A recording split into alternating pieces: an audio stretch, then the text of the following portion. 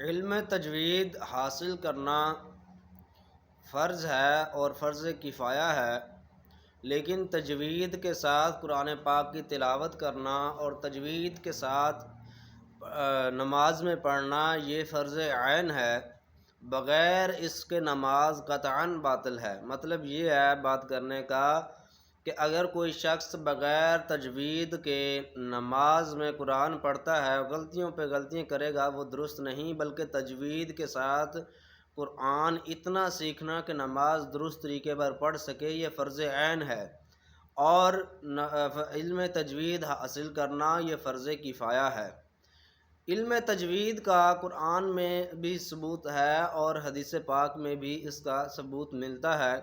چنانچہ اللہ تبارک و تعالیٰ نے سورہ مزمل کے اندر ارشاد فرمایا وَرَتِّلِ الْقُرْآنَ تَرْتِیلًا، اور قرآن کو خوب ٹھہر ٹھہر کے پڑھو۔ حضرت مولا علی کرم اللہ تعالی وجہ الکریم سے پوچھا گیا کہ یہاں ترتیل سے کیا مراد ہے، ترتیل کے کیا معنی ہیں؟ تو آپ رضی اللہ تعالیٰ عنہ نے ارشاد فرمایا کہ معرفت حروف جو ہے ان کو پہچاننا، یعنی حروف کو عمدگی کے ساتھ ادا کرنا اور وقف کی جگہ کو پہچاننا، یہ ترتیل ہے۔ اسی طرح ایک اور آیت میں سورہ بقرہ میں اللہ تبارک و تعالیٰ نے ارشاد فرمایا وَآتَيْنَاهُمُ الْكِتَابَ يَتْلُونَهُ حَقَّ تِلَاوَتِهِ، اور جنہیں ہم نے کتاب دی وہ ایسی ہی تلاوت کرتے ہیں کہ جیسی کرنی چاہیے۔ اب اسی آیت کے تحت تفسیر جلالین میں علامہ سیوطی رحمۃ اللہ تعالیٰ علیہ ارشاد فرماتے ہیں اس سے مراد یقرؤونہ کما انزل، یعنی وہ اسی طرح اس کی تلاوت کرتے ہیں جس طرح کہ وہ نازل کیا گیا۔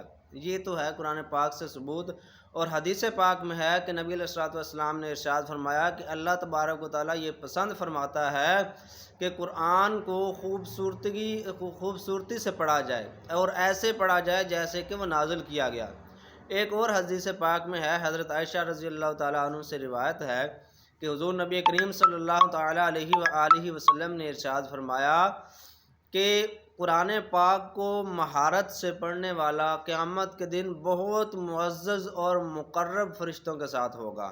یعنی مہارت سے پڑھنے سے کیا مطلب ہے؟ مہارت سے پڑھنا یہی ہے کہ تجوید کے ساتھ تجوید سیکھے اور تجوید کے مطابق ہی قرآن کو پڑھے۔